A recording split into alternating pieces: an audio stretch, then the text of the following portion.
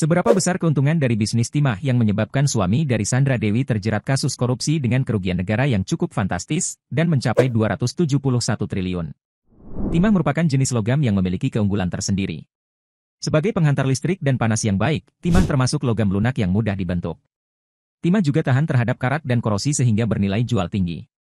Berikut ini beberapa contoh kegunaan timah dalam industri.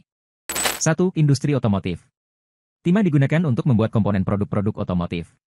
Logam timah memiliki keunggulan untuk dijadikan suku cadang kendaraan karena sifatnya yang mudah dibentuk sesuai dengan model yang dibutuhkan. Selain itu, timah memiliki bobot yang ringan dan bebas korosi, sehingga dapat menjaga kualitas dari kendaraan yang diproduksi. 2. Industri makanan. Logam timah terkenal awet dan dapat melindungi makanan dari bakteri. Oleh karena itu, timah banyak digunakan sebagai bahan untuk melapisi pembuatan kaleng kemasan makanan. Selain itu, timah juga menjadi bahan dalam pembuatan kertas aluminium foil. 3. Industri pertambangan. Industri pertambangan minyak dan gas pada umumnya menggunakan pipa yang terbuat dari campuran timah. Campuran timah ini membuat bobot pipa menjadi lebih ringan. Pipa pertambangan menjadi lebih tahan lama dan terhindar dari korosi. 4. Industri kesehatan. Kegunaan timah pada industri kesehatan cukup krusial. Timah dapat digunakan sebagai bahan campuran dalam pembuatan gigi palsu agar gigi terlindung dari risiko racun dan korosi.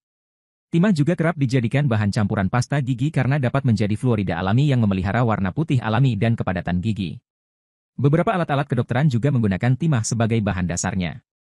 Sifat timah yang tidak mudah karat dan korosi menjadikannya lebih higienis dibandingkan bahan material lainnya. 5. Aneka industri. Kegunaan timah juga tampak pada aneka industri. Sifat logam timah yang ringan, lunak, dan bebas karat menjadi material unggulan untuk membuat komponen produksi pada aneka industri. Contohnya dalam pembuatan elektronik dan smartphone. Timah digunakan sebagai bahan campuran dalam pembuatan spare part elektronik dan smartphone. Dalam industri peralatan rumah tangga juga tak luput dari penggunaan timah.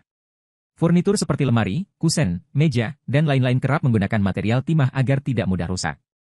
Timah juga digunakan dalam pembuatan peralatan makan serta peralatan memasak.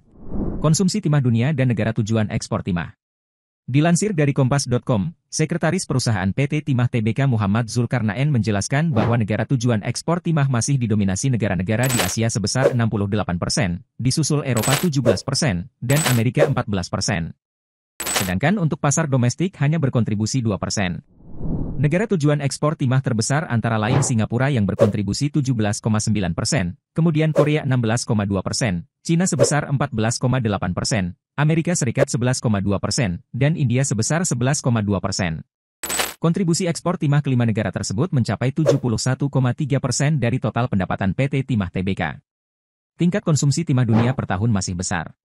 Pada tahun 2019, besarnya permintaan timah di dunia mencapai 359.200 ton dan pada tahun 2020 sebesar 342.600 ton. Terjadi defisit timah yang terus melebar selama pandemi tahun 2019 dan tahun 2020.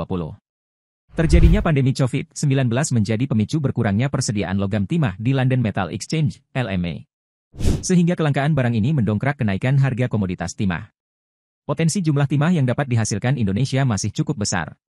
Pada tahun 2019, tercatat produksi timah menyentuh angka 354.500 ton.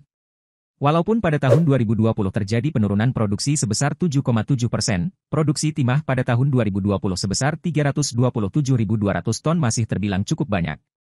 PT Timah Tbk optimis dapat meningkatkan kinerjanya pada tahun 2021, walaupun target yang ditetapkan konservatif.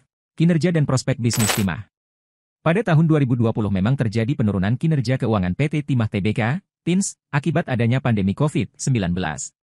Perusahaan ini membukukan penurunan pendapatan usaha, ekuitas, serta kondisi liabilitas. Dikutip dari bisnis.com, PT Timah Tbk melakukan beberapa hal untuk memperbaiki fundamental perusahaan. Yang pertama, perusahaan melakukan perbaikan cash flow-an menjaganya agar tetap positif.